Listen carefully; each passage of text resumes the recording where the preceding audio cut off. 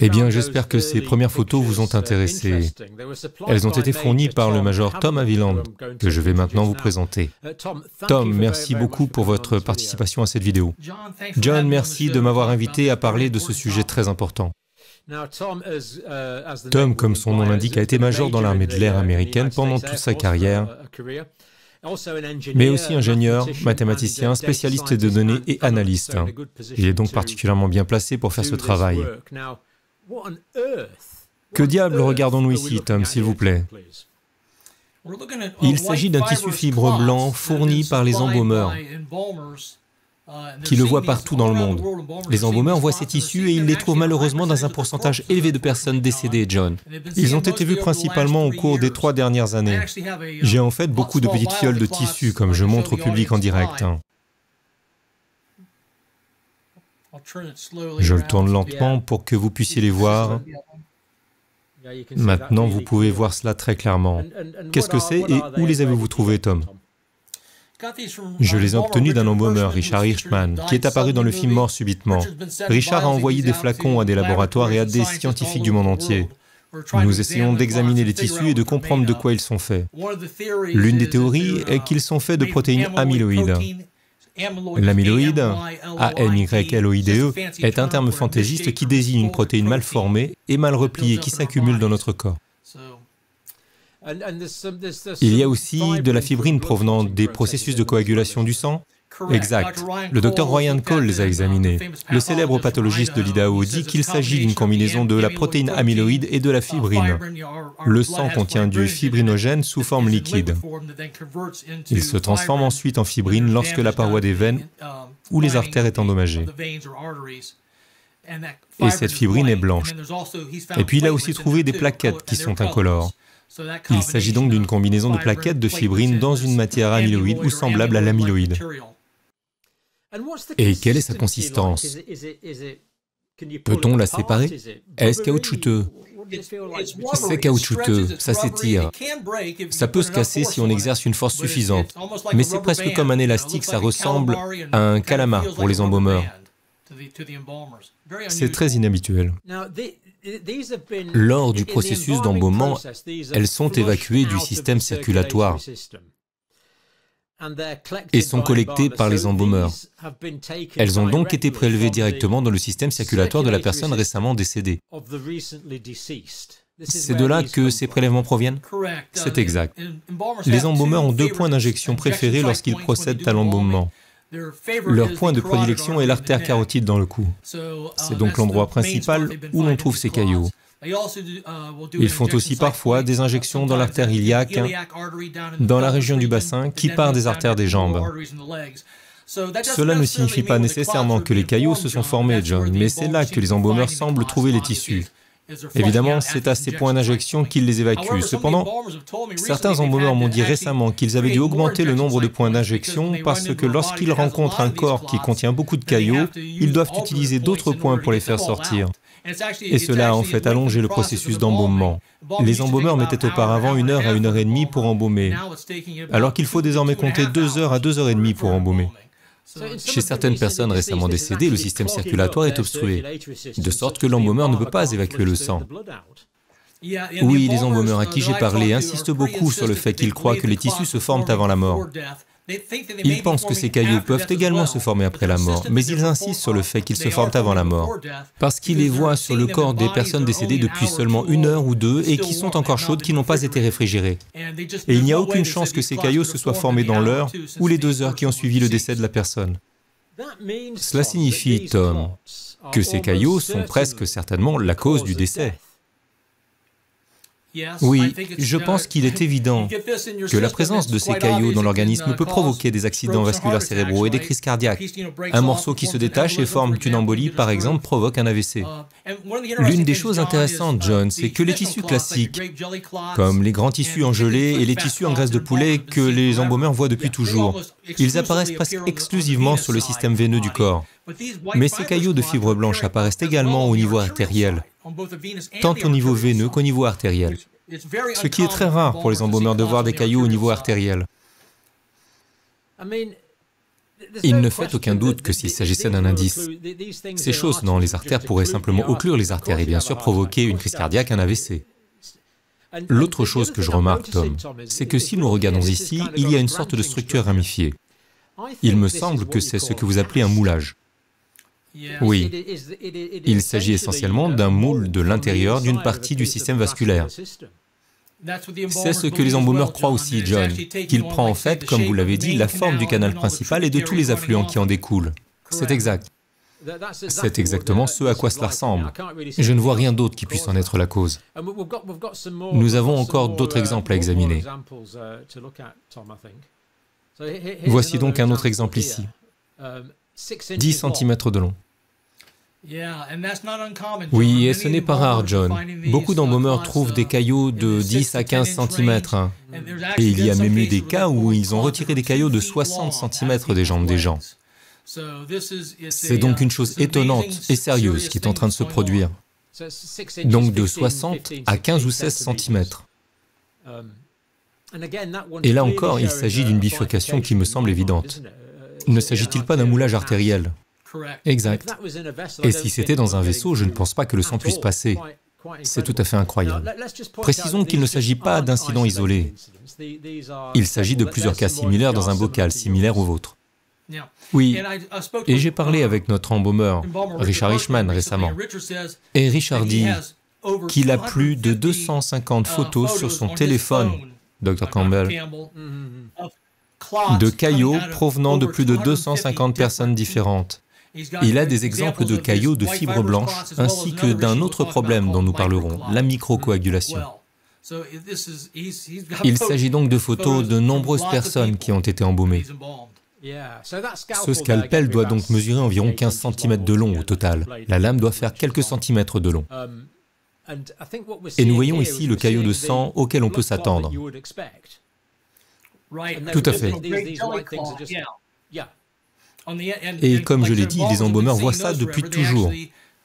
En fait, ça ressemble à de la gelée de raisin, ça se dissout facilement dans leurs mains, ce qui est très différent de ces caillots fibres blancs, et bien différent des caillots de graisse de poulet que les embaumeurs voient depuis des années, qui sont petits, de couleur jaunâtre, et qui se déchirent très facilement, très différemment de ces grands tissus fibres blancs, qui sont beaucoup plus résistants et élastiques.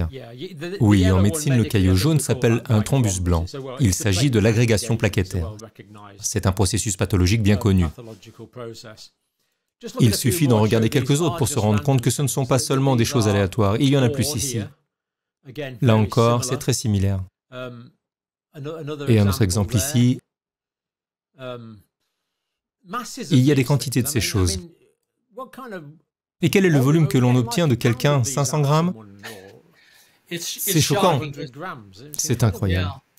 Différents médecins et scientifiques du monde entier se penchent sur le problème et tentent de comprendre comment il se forme. Il y a quelques théories qui ont été évoquées récemment.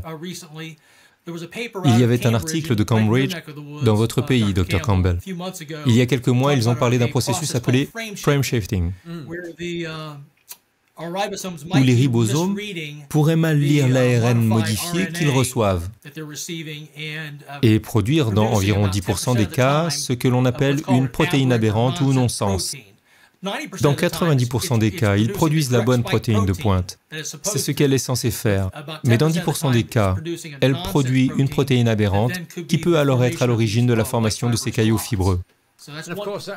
Bien entendu, l'amyloïde est un processus pathologique bien connu de la protéine. Elle s'accumule par exemple dans le cerveau, n'est-ce pas, dans la maladie d'Alzheimer par exemple. Oui. Selon une autre théorie, la protéine spike pourrait endommager ou irriter le revêtement endothélial des parois internes des vaisseaux sanguins et provoquer la rupture du revêtement endothélial. Il s'agit d'une fine couche de cellules. Le tissu, le facteur tissulaire de l'intérieur des parois des vaisseaux sanguins pourrait se répandre dans la circulation sanguine et former ces caillots. Des scientifiques du monde entier se penchent donc sur le problème. Qu'est-ce qui se forme exactement? Ou comment cette matière amyloïde s'accumule-t-elle dans la circulation sanguine? L'idée selon laquelle la paroi endothéliale des vaisseaux est endommagée ne me semble pas très plausible, car ces éléments sont solides. S'il s'agit de la voie d'accès aux vaisseaux sanguins, alors cette substance blanche remplit tout l'espace au milieu, n'est-ce pas?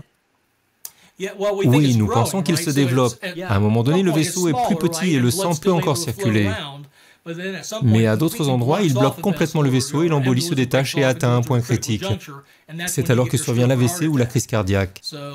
Donc, il peut s'agir d'un processus où il faut peut-être 6 mois, peut-être 12 ou 18 mois, pour que ces cellules atteignent une taille telle qu'elles deviennent dangereuses pour une personne vivante. Il se pourrait donc qu'il y ait une croissance pendant quelques mois. C'est possible, nous n'en sommes pas sûrs, mais les données que j'ai recueillies semblent indiquer que c'est une possibilité. Car certains embaumeurs n'ont commencé à voir les tissus fibres blancs qu'au milieu de l'année 2021, après qu'un certain événement se soit produit plus tôt cette année-là. Revenons un peu en arrière, en 2020.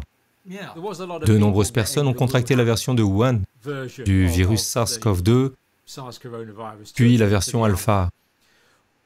Et ce, avant que le vaccin ne soit mis sur le marché, bien sûr. Cette maladie était supposée être endémique parce qu'il n'y avait pas de vaccination. Avez-vous reçu des rapports sur ces choses blanches, quel que soit le nom qu'on leur donne, qui se sont produites en 2020? Oui, John, mais dans une moindre mesure. Dans notre première enquête, 44 des embaumeurs, nous avons reçu un total de 179 réponses d'embaumeurs dans notre première enquête de l'année dernière. Et 44 de ces embaumeurs ont vu les caillots fibres blancs. Ce qui est logique car, comme je l'ai dit, il y a une protéine de pointe à la surface du virus lui-même. Et nous pensons que la protéine spike sur le virus, dans le virus lui-même, peut conduire à la formation de ces protéines amyloïdes. Mais les embaumeurs ont connu une explosion en 2021, avec le lancement de l'intervention médicale. De sorte que beaucoup plus d'entre eux ont constaté le phénomène en 2021. Comme nous le savons, il y a une raison à cela, n'est-ce pas? Parce que l'intervention médicale était censée rester dans le muscle deltoïde et produire juste assez de protéines pour déclencher une réponse immunitaire, et ce, pendant quelques jours ou quelques semaines. Ensuite, la chose faite, vous deviez être prêt pour le Covid lorsqu'il arriverait. Mais nous savons maintenant que ce n'est pas du tout ce qui s'est passé. L'intervention médicale s'étend à l'ensemble de votre corps, le transformant en usine de protéines de pointe, et cela peut durer des mois. Les scientifiques avec lesquels je me suis entretenu, John, pensent donc que cela a exacerbé ou amplifié l'effet de la formation de ces caillots fibres blancs. Je dois juste prendre une respiration, Tom, pour faire une pause pour que je ne m'énerve pas. On nous a dit exactement ce que vous avez dit. Et c'était faux. Ces nanoparticules lipidiques sont distribuées de manière systémique. Elles vont partout. Et nous commençons tout juste à découvrir certaines des conséquences de cette désinformation, de ce mensonge, de cette propagande, quel que soit le nom qu'on lui donne. Mais nous nous en tiendrons à cela. En 2021 et 2022, la proportion que nous observons est-elle restée constante? En 2021, 2022, 2023. En 2021 et 2022, lorsque nous avons réalisé notre enquête l'année dernière. Nous pouvons regarder les images si vous le souhaitez. Nous allons y venir dans une minute. Mais en fait, en 2023, nous venons de vérifier le pourcentage des personnes décédées qui avaient des caillots de fibres blancs. Cela est passé d'une moyenne d'environ 30% à 20%. Pour l'année 2023? Oui, et en 2022, environ 30% des personnes décédées avaient ces caillots fibres blancs comme ceux que je montre ici. Mais en 2023, ce chiffre est tombé à 20%. Et ce n'est pas nécessairement une justification de l'intervention médicale, parce que si vous vous souvenez ici en Amérique, environ 80% des adultes de plus de 18 ans ont pris au moins les 2 premières interventions médicales en 2021. Mais seulement environ 20% des Américains ont pris les boosters BA4, BA5 à l'automne 2022. Et encore moins d'Américains, environ 15% ont pris le booster XBB1.5 qui est sorti à l'automne dernier en 2023. Ainsi, au fur et à mesure que l'on s'éloigne des interventions médicales, on peut s'attendre à voir moins de ces caillots fibres blancs, ce qui est d'ailleurs ce que les embaumeurs ont dit en 2023. En résumé, je pense que nous avons identifié une corrélation temporelle et une corrélation temporelle quantitative. Eh bien, vous savez, John, nous ne pouvons pas forcément dire que la corrélation est la causalité. Non, non. Mais j'ai constaté un grand nombre de corrélations. Je vous le signale donc. Oui, nous ne sommes pas sûrs de la corrélation pour le moment, Tom. C'est certain. Malheureusement. Mais je pense que les données indiquent, John, qu'il s'agit d'un problème de protéine de pointe. Oui, de là où vient la protéine de pointe. J'en suis totalement convaincu. Complètement. Les embaumeurs auxquels vous avez parlé avaient-ils déjà vu quelque chose de semblable auparavant? Non, les embaumeurs à qui j'ai parlé, John, et vous le verrez dans l'enquête, ces embaumeurs ont 20 ou 30 ans d'expérience et n'ont jamais vu ce phénomène auparavant, jusqu'à ces dernières années. Comme je l'ai dit, ils n'ont vu que des cailloux de gelée de raisin et des cailloux de graisse de poulet dans le passé, pas ces cailloux fibres blancs. Et j'ai fait une demi-douzaine de livres épais sur la pathologie, et ils ne sont pas dans la catégorie « c'est un phénomène nouveau, c'est une nouvelle pathologie ». Pouvons-nous aller regarder certaines de vos données sur les images, Tom? Absolument, regardons ces données, et j'ai une histoire à vous raconter ensuite. C'est un peu un scandale, mais nous allons en reparler. Laissez-moi peut-être vous raconter une histoire juste avant. Je viens de parler à un croque-mort en Angleterre. Et il n'était pas au courant, mais il a parlé à son embaumeur aujourd'hui même. Et ce type embaume tout le temps, c'est son métier. Et il dit que parmi les personnes qui l'embaument, il y a entre 1/5 et 1/3 de personnes qui ont ces cailloux. Cela ne me surprend pas. C'est tout à fait dans la fourchette des moyennes que vous verrez sur les images à venir. 20 à 30%. Une chose qui m'a surpris, c'est que vous dites que la quantité d'embaumement avant la crémation et avant l'enterrement est à peu près la même. Encore une fois, là où nous vivons, c'est environ 30%. Dans d'autres régions du pays, c'est 50 ou 60%. En gros, on peut donc dire qu'il y a 20 à 30% des personnes qui sont embaumées et 20 à 30% d'entre elles qui ont des cailloux. Mais bien sûr, il n'y a aucune raison pour que les personnes embaumées ne constituent pas un échantillon représentatif. Donc, à partir de là, il semble, il se pourrait bien que 20 à 30% des personnes qui meurent ont ces cailloux. C'est exact. Il s'agit d'une nouvelle pathologie massive et stupéfiante. J'ai entendu parler de ces cailloux il y a environ 18 mois, mais lorsque j'ai reçu votre courriel d'information, j'ai été époustouflé. Je suis époustouflé. On peut dire que je suis époustouflé par l'ampleur de la pathologie dont nous parlons, qui est immense. En plus des cailloux de fibre blanche, comme vous le verrez sur les images, il y a eu une augmentation des cailloux traditionnels de gelée de raisin, et aussi en ce qui concerne ce phénomène de microcoagulation du sang. Oui, vous avez parlé de cela, qu'en plus des cailloux, vous avez cette sorte de marc de café. C'est exact. Le marc de café est du vieux sang altéré. Et c'est le cas classique des petits thrombus, des petits caillots de sang. C'est exact. Nous avons donc deux pathologies. Nous avons les caillots blancs et nous avons aussi la microcoagulation. Oui, c'est une étude impressionnante que vous avez réalisée de votre propre chef, Tom. Très impressionnante. Vous voulez nous en parler au fur et à mesure que nous regardons l'étude? Oui, j'ai fait l'étude du 8 décembre au 8 janvier, donc j'ai terminé il y a environ un mois. Oui. Et j'ai utilisé une approche à 2 volets, John, pour l'étude.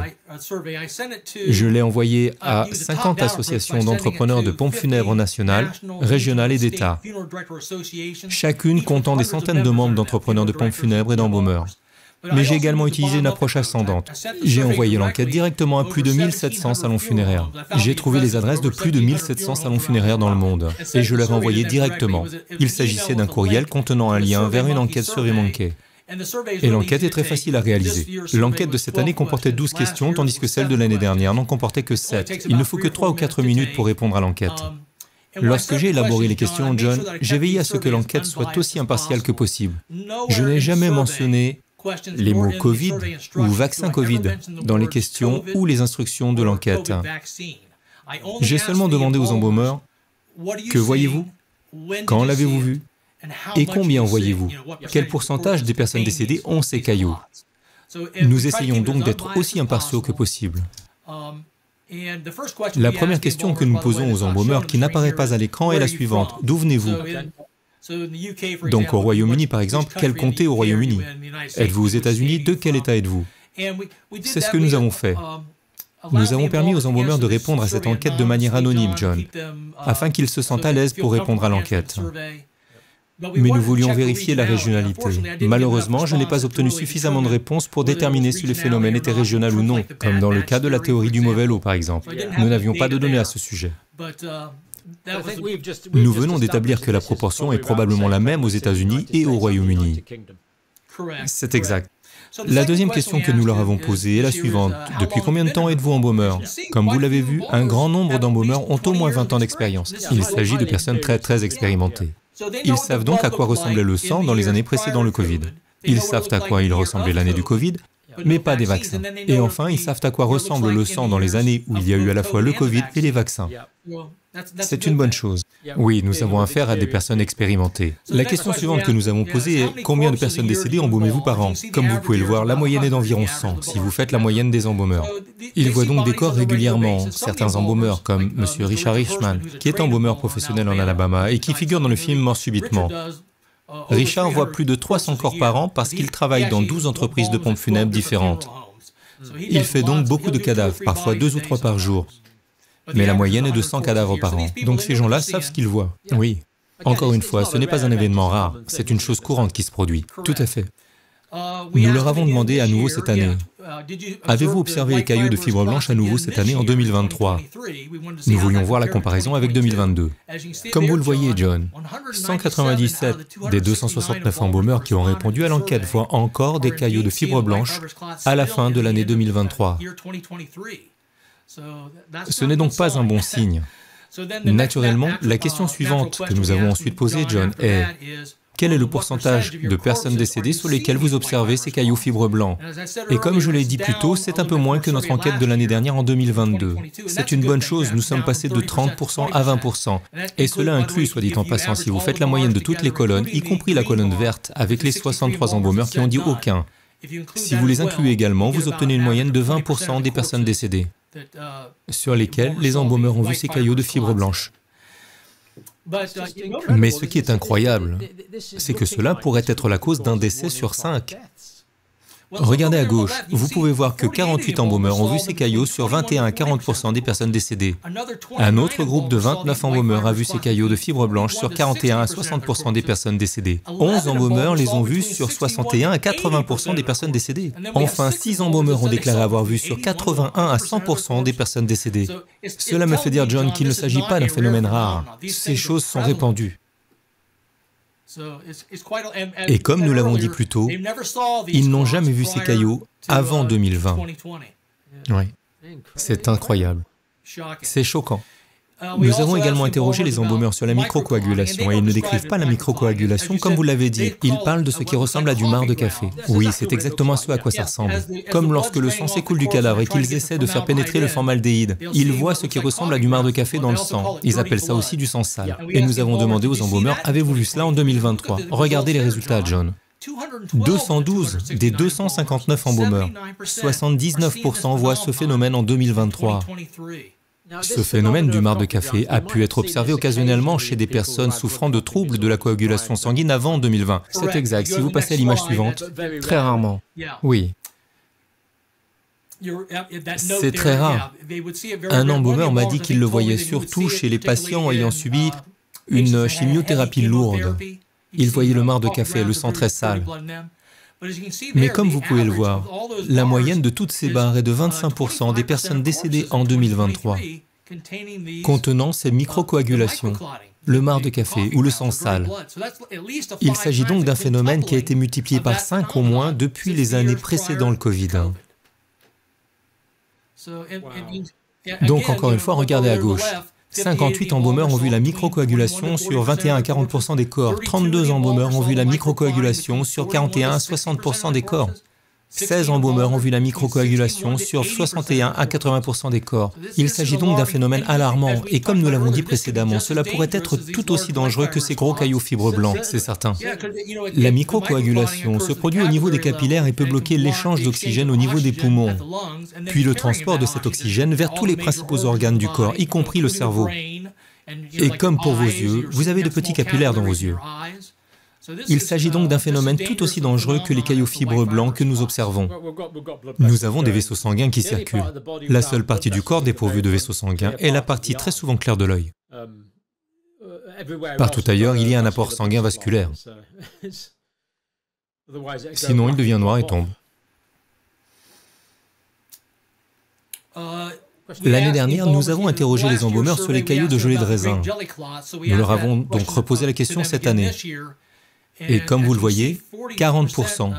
Les embaumeurs voient des caillots de gelée de raisin dans environ 40% des personnes décédées en 2023. Non seulement ils sont plus nombreux, mais leur viscosité a augmenté. Ils ressemblent plus à de la confiture de raisin qu'à de la gelée de raisin. La question suivante est donc de comparer ces résultats à ceux de l'année précédant la pandémie. Oui. Si vous regardez cette diapositive, vous verrez qu'ils en ont vu 30%. C'était donc encore un chiffre élevé, mais il y a tout de même une augmentation de 30 à 40% en 2023. Cela peut donc être également alarmant. Nous observons donc 5 fois plus de microthrombus, de mares de café. Et nous obtenons 30% des plus gros caillots. 30 à 40% maintenant. Oui, nous obtenons 100% de plus de caillots blancs. Toutes ces pathologies intravasculaires sont donc massivement augmentées. C'est exact. L'une des autres choses que les embaumeurs m'ont mentionné tout au long de l'année et sur laquelle nous avons posé une question cette année, c'est la mortalité infantile. C'est un sujet particulièrement triste. Je suppose que la bonne nouvelle, John, c'est que la barre la plus longue est là-bas, aucun cas. Sur 184 embaumeurs, 69% ont déclaré qu'ils ne voyaient pas cela. 25 autres embaumeurs n'ont pas pu répondre à la question parce qu'ils étaient plus jeunes et qu'ils ne pratiquaient pas avant 2019. Mais seulement 20% des embaumeurs ont déclaré avoir constaté une augmentation en 2023 et des décès de nourrissons par rapport à l'année précédant la pandémie. Mais cela peut tout de même être alarmant en soi. Et il y a en fait une petite explication à cela. Certains embaumeurs m'ont dit qu'il semble y avoir beaucoup plus de crémations d'enfants en bas âge ces jours-ci. Donc s'il y a un problème avec l'enfant, il est évident que la preuve est détruite.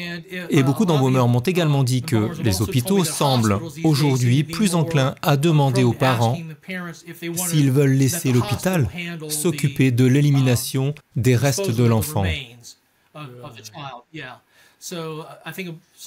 Je pense donc que certains embaumeurs voient moins de décès de bébés pour ces deux raisons. Mais si vous passez à l'image suivante, nous avons demandé, est-ce que vous classez le nourrisson âgé de moins d'1 an dans la catégorie Tom? Oui, parce que nous avons inclus les enfants morts-nés et les morts subites du nourrisson, parce qu'il y a eu des cas de mort subite du nourrisson dans le berceau. Oui, décédé malheureusement. Et nous savons, John, que la protéine de pointe issue de l'intervention médicale a été retrouvée dans le lait maternel des femmes qui accouchent. On l'a également trouvée, je crois, dans le foie et le placenta. Après que la femme a accouché de l'enfant, on a également trouvé la protéine de pointe. C'est donc une situation très regrettable si la protéine Spike passe de la mère à l'enfant. C'est une situation tout à fait regrettable. L'image suivante présente les 20% de personnes qui ont constaté une augmentation du nombre de décès de nourrissons en 2023 par rapport aux années précédant le Covid.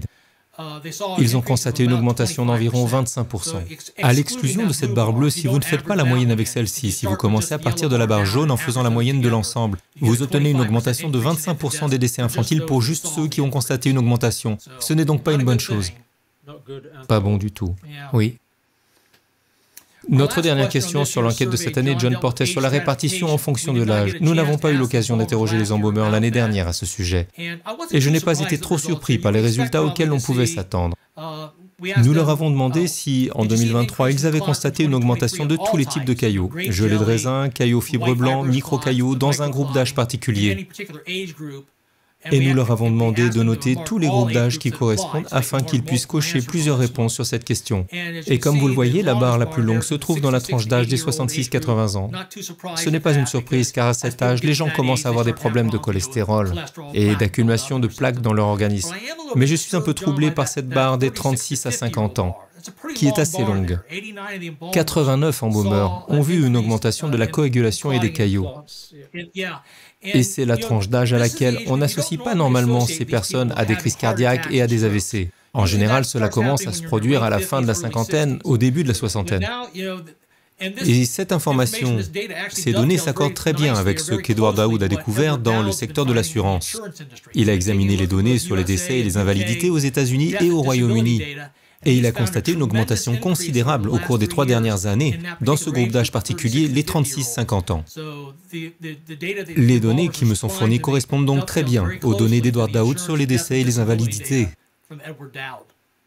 Et nous savons également qu'il y a eu une augmentation de la surmortalité, en tout cas au Royaume-Uni, au niveau national, dans cette tranche d'âge également. C'est la même chose aux États-Unis. Nous avons eu une surmortalité d'au moins 10% au cours des 3 dernières années aux États-Unis, et dans la plupart des pays occidentaux à travers le monde.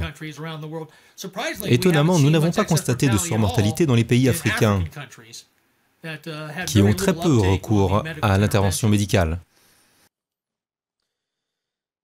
Oui. Il y a beaucoup de personnes qui meurent en plus, et vous venez d'identifier une autre corrélation, Tom. Nous obtenons de nombreuses corrélations, comme vous le dites. D'après les embaumeurs, il semble que nous fassions moins d'autopsies à l'heure actuelle au Royaume-Uni. Est-ce la même situation aux États-Unis? Malheureusement, il semble qu'il y ait beaucoup moins d'autopsies pratiquées. C'est surprenant parce que si vous étiez le parent d'un jeune de 20 ou 30 ans, qu'il était en forme et qu'il mourait soudainement, vous ne voudriez pas qu'on l'autopsie? Absolument. Je le voudrais aussi. Sinon, vous allez passer le reste de votre vie à vous demander ce qui s'est passé.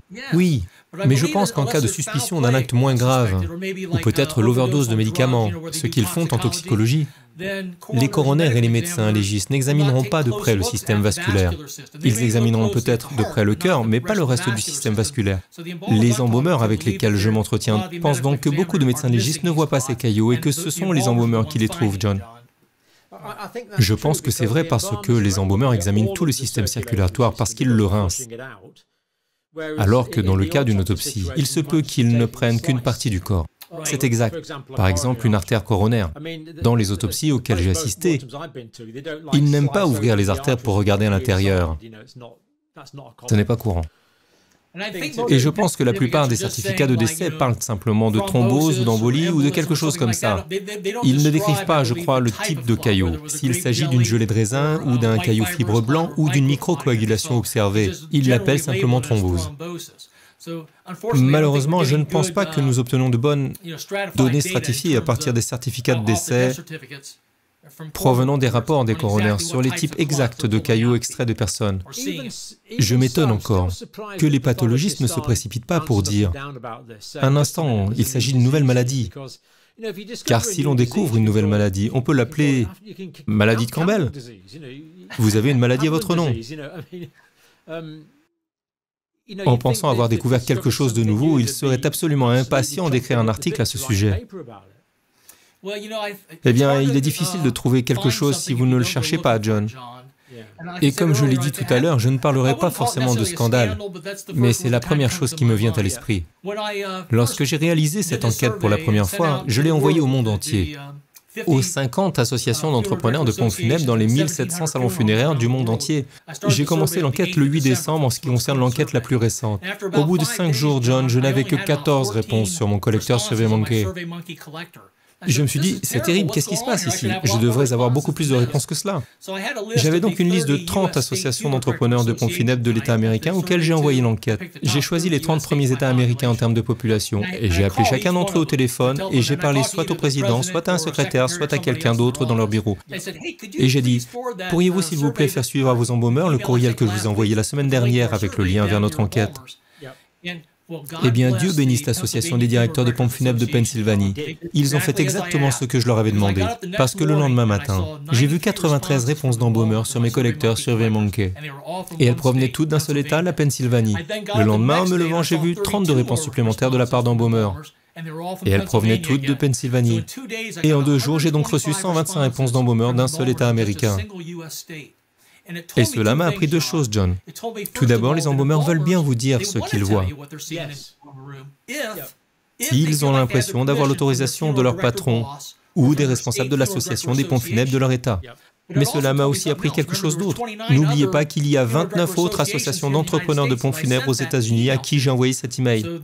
Ils n'ont donc pas dû l'envoyer à leur embaumeur. Ils ont dû le supprimer, effacer mon courriel sans le transmettre à leur embaumeur pour qu'ils puissent répondre. Cela signifie donc qu'il y a eu une énorme pression, soit au niveau de l'association des pompes funèbres, soit au niveau des pompes funèbres elles-mêmes, qui n'ont pas incité leurs embaumeurs à répondre à l'enquête. Les données que vous avez collectées sont assez représentatives du monde, car nous avons les données du Royaume-Uni qui sont cohérentes. Les quelques données de l'Australie, le peu de la Nouvelle-Zélande et du Canada qui nous parviennent sont essentiellement cohérentes, n'est-ce pas, Tom, avec les chiffres? J'ai de très mauvaises réponses, franchement, de la part du Royaume-Uni et de la Nouvelle-Zélande. Il me semble que le facteur peur est encore plus important dans ces régions du monde qu'il ne l'est aux États-Unis ou au Canada. La plupart des réponses proviennent des États-Unis et du Canada. Mais j'ai deux théories pour expliquer cela, John. Si vous êtes président d'une association d'entrepreneurs de pompes funèbres, beaucoup sont eux-mêmes entrepreneurs de pompes funèbres. Ils ont élu l'un des leurs à la tête de leur association nationale. Voudriez-vous participer à l'enquête si vous pensez qu'il pourrait y avoir un lien entre l'intervention médicale et la formation de ces tissus fibres blancs, ou la microcoagulation, tous ces problèmes apparus ces 3 dernières années? En particulier si vous imposiez à tous les employés de votre entreprise de pompes funèbres de suivre l'intervention médicale? Vous vous exposeriez peut-être à un procès. L'autre raison, je pense, est que, comme je l'ai dit plus tôt, 80% des Américains ont suivi au moins les 2 premières interventions médicales. Il se peut donc qu'il y ait une petite dissonance cognitive personnelle et qu'ils ne veuillent pas connaître la réponse à la question. D'ailleurs, l'une des autres preuves que j'ai dans votre pays, c'est que lorsque j'ai envoyé l'enquête à environ 6 associations régionales et nationales de directeurs de pompes funèbres au Royaume-Uni, à Londres et aux environs, il existe un institut britannique des embaumeurs. Il existe également une association nationale britannique des directeurs de pompes funèbres. L'association nationale britannique des directeurs de pompes funèbres, John, m'a renvoyé un courriel pour me dire qu'ils allaient refuser de participer à l'enquête. Ils ont dit « Nous laisserons l'Institut britannique des embaumeurs répondre pour nous ». Je leur ai déjà envoyé un courriel pour leur demander de participer à l'enquête. Quel pourrait être le problème au Royaume-Uni? L'Association nationale des directeurs de pompes funèbres a transmis mon enquête à ces centaines de membres impliqués dans les pompes funèbres, en les encourageant à répondre à l'enquête parce que, comme je l'ai dit, l'enquête elle-même n'était pas sujette à controverse. Elle demandait aux embaumeurs « Qu'avez-vous vu? Quand l'avez-vous vu et combien en avez-vous vu ?» Mais il y a une énorme réticence à répondre à l'enquête. L'autre chose qui me vient à l'esprit, c'est que si ces choses se développent, surtout sur une certaine période de temps, elles doivent causer des symptômes. Et on pourrait penser que les radiologues, les chirurgiens et tous les médecins qui font les examens verraient ces choses aussi et diraient « Attendez une minute, il y a un nouveau phénomène pathologique. » Mais cela ne semble pas se produire. Les gens consultent leurs médecins pour des problèmes de santé, mais je pense qu'ils sont parfois mal diagnostiqués, ou que le médecin les éloigne du véritable diagnostic.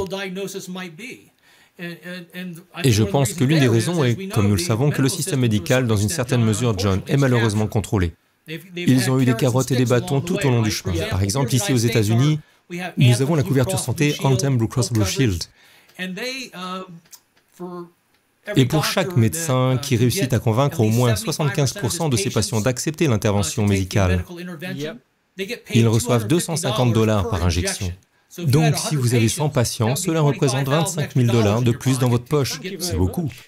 $25 000. Et puis, bien sûr, à contrario, ils ont aussi des bâtons. Si ces médecins se lèvent et disent quoi que ce soit de négatif sur l'intervention médicale, ils peuvent alors se voir retirer leur licence, leur certification. Il s'agit donc d'un malheureux mélange de carottes et de bâtons. Et d'ailleurs, nous voyons la même chose se produire dans nos agences de réglementation.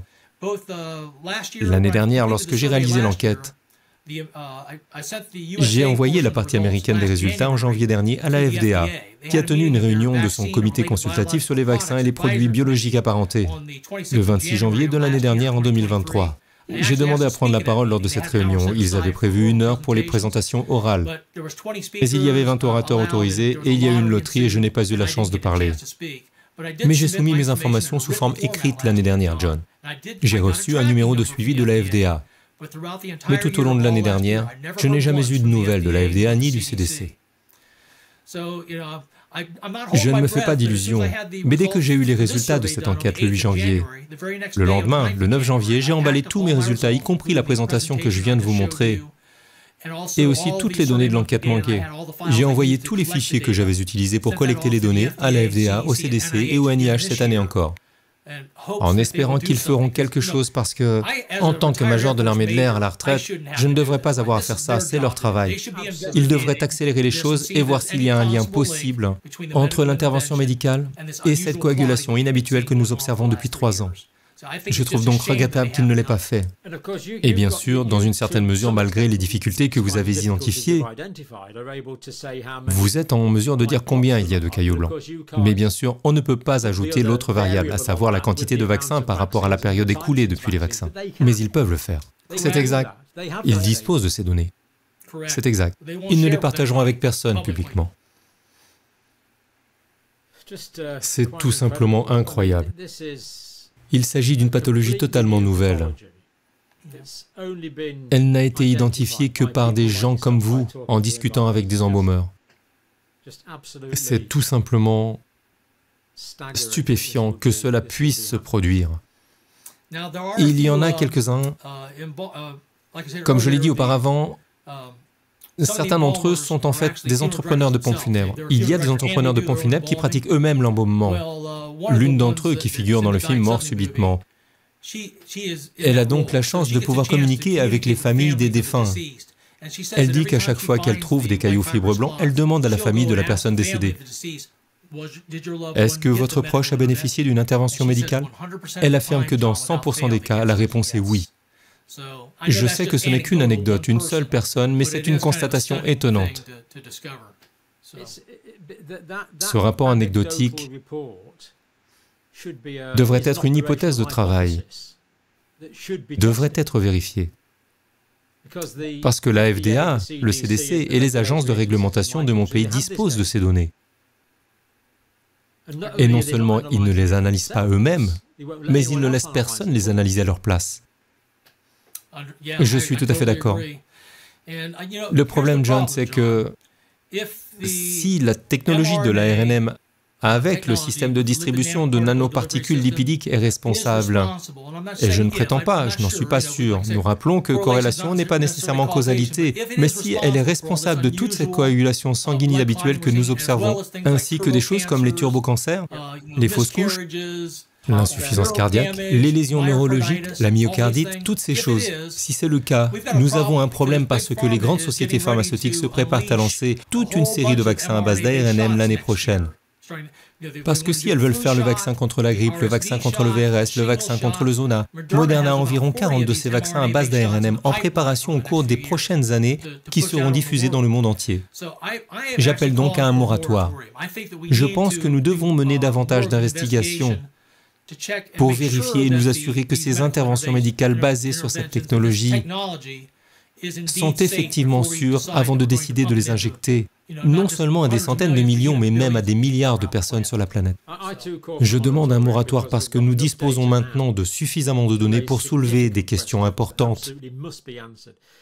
Dans mon pays, je crois qu'il s'agit du campus scientifique Harwell à Oxford, qui a un nouveau programme pour générer 250 millions de doses d'ARNM Moderna.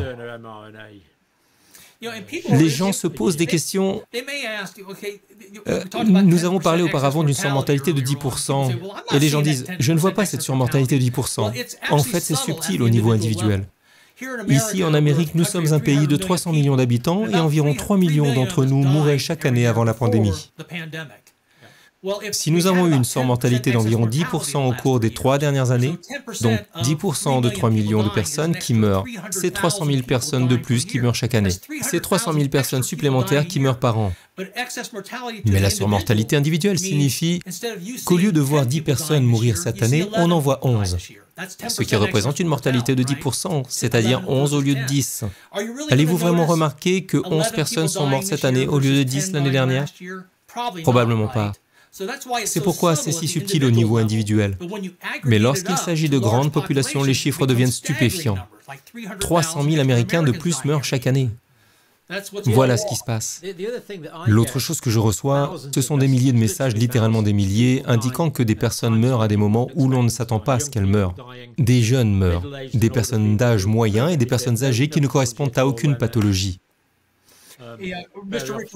Richard Hirschman m'a parlé l'autre jour au téléphone et malheureusement, il a dû embaumer, et par respect pour la famille, je ne dirai pas l'âge exact, John, mais il s'agissait d'une adolescente et elle était criblée de cailloux.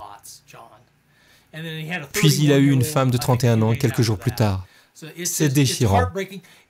Et vous pouvez comprendre ce que vivent les embaumeurs. Il y a beaucoup de dégâts psychologiques parce qu'ils voient ce phénomène horrible se produire. Et beaucoup d'entre eux ont l'impression qu'ils ne peuvent pas s'exprimer. Ils ne veulent pas nuire à la réputation de leur entreprise de pompes funèbres, ils ne veulent pas mettre leur propre carrière en danger. Ils voient, comme je l'ai dit, des médecins se faire retirer leur licence et leur certification. Ils ne veulent donc pas faire de vagues. Pourtant, il se passe quelque chose d'horrible. C'est absolument fondé sur des preuves. Les images que nous avons montrées sont incontestables. Les preuves sont là et pourtant elles sont ignorées. C'est ce qui m'a convaincu. J'en ai entendu parler et j'ai vu ces images que vous avez rassemblées, Tom. Attendez un peu. C'est totalement 100% concret, 100% réel. C'est apparu dans le système circulatoire des personnes décédées et je pense que c'est ce qui les a tuées. Je n'en étais pas sûr quand j'ai commencé l'enquête. J'ai regardé ce film mort subitement et 6 ou 7 embaumeurs dans ce film ont dit qu'ils voyaient ces cailloux. Et je me suis dit que c'était peut-être une bande de cinglés. J'ai donc réalisé l'enquête sans savoir quel genre de résultats j'allais obtenir. Lorsque j'ai reçu les résultats de ma première enquête et que j'ai vu, mon Dieu, 67-70% des embaumeurs voient ce phénomène. Et ils l'ont vu dans 30% des personnes décédées, et maintenant encore dans 20% des personnes décédées. J'en suis resté bouche bée. C'est spectaculaire, mais d'une manière affreuse. Incroyable. Que voulez-vous faire, Tom? Je vais faire une vidéo rapide où nous montrerons juste quelques-unes de ces images, si cela vous convient, et ensuite nous passerons l'ensemble de cette vidéo si les gens veulent plus de détails. Merci pour ce que vous avez fait. C'est un exemple impressionnant de science citoyenne, mais par quelqu'un qui a les compétences mathématiques et statistiques nécessaires pour le faire de manière aussi convaincante. J'espère ne pas avoir à le faire l'année prochaine. J'espère que la FDA et le CDC se bougeront les fesses, qu'ils le feront eux-mêmes et qu'ils nous fourniront de bonnes données, car c'est vraiment ce qu'ils devraient faire, ce sont eux les professionnels, pas moi. J'ai simplement pris sur moi, je prendrais ma retraite si j'avais le temps de le faire et j'en serais heureux. J'étais aussi curieux, John, je voulais connaître la réponse à la question. J'ai des membres de ma famille qui ont subi une intervention médicale et je veux savoir s'ils sont en danger. Et nous ne savons tout simplement pas dans quel laps de temps. Nous avons une petite indication que les chiffres ont baissé en 2023 quand il y a eu moins de rappels. Mais nous ne savons tout simplement pas si ces choses se forment au fil des jours, des semaines, des mois, des années. Oui, il faut faire plus de recherches. Comme je l'ai dit, on spécule toujours sur une période de 6 à 12 mois pour que ces choses deviennent suffisamment grosses avant de provoquer un accident vasculaire cérébral ou une crise cardiaque. Mais c'est juste basé sur les données que nous avons recueillies et ce n'est pas certain. Cela signifie donc que nous avons eu une campagne de rappel à l'automne au Royaume-Uni et que nous pouvons nous attendre à d'autres campagnes de ce type en 2024. Malheureusement, les données semblent l'indiquer, John. Nous espérons que non, mais je suis heureux que des gens comme vous suivent tout cela de près et nous tiennent informés. Quelle est votre prochaine étape? Continuez à aller de l'avant. Merci beaucoup de m'avoir donné cette opportunité et j'espère que des gens comme Russell Brand, dont je sais qu'il vous suit, et des gens comme Joe Rogan, peut-être même Tucker Carlson, verront notre interview et la montreront également sur leur plateforme. Joe, Tucker, parlez avec Tom de cette affaire. Les médias grand public ne le feront pas.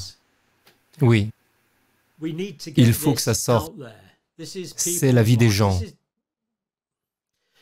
Les gens me disent parfois que je suis un peu frivole à ce sujet, mais je ne le suis pas.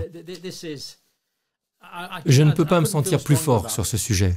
Et c'est exceptionnel. C'est un peu différent de la myocardite ou de l'acouphène ou de beaucoup d'autres choses, parce que vous pouvez voir. Vous pouvez voir les preuves ici, elles existent. Et si les gens les voient, une image vaut 1000 mots. Et est-ce que ce que vous tenez dans votre main provient d'une seule personne? Oui, cela a été prélevé sur une personne décédée par Richard Hirschman. Tout à fait. Major, merci. Tout le plaisir est pour moi, John. Et nous nous reparlerons bientôt. Nous le ferons. Merci.